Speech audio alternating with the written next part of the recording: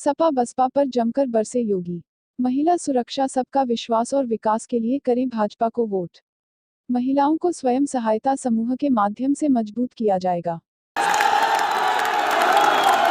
5 चरणों के चुनाव ने साबित कर दिया है और छठे चरण में तो खूब छक्के लगेंगे, जिससे इस स्कोर को हम 275 से ऊपर पहुंचा सकें और 7वें चरण में इसे 330 के पार लेके जाना है। और आज यही आह्वान करने के लिए मैं आपके पास आया हूं। ये संख्या इसलिए हमारे लिए महत्वपूर्ण है जिससे प्रदेश में एक दमदार सरकार दे सके।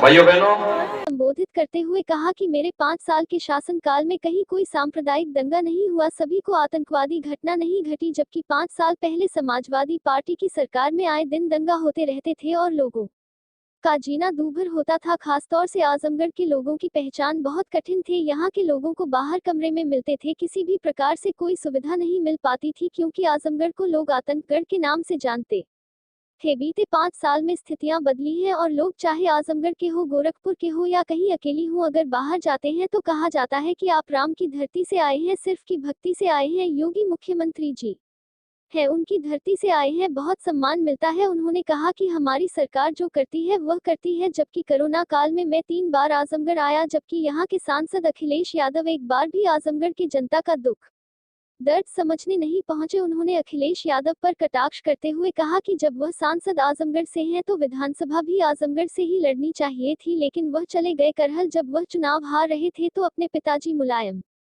सिंह जी को मंच पर लेकर के गए, लेकिन उन्होंने एक बार भी अखिलेश का नाम नहीं लिया, जिससे यह समझ में आता है कि उनकी हार निश्चित है। जबकि मैं तो गोरखपुर से सांसद था, तो गोरखपुर से ही विधानसभा का चुनाव लड़ रहा हूँ। उन्होंने कहा कि सरकार बनने के बाद अब तक शादी में बच्चियों को 51,000 दिया जाता था, सरकार बनते ही 1 लाख रुपए का अनुदान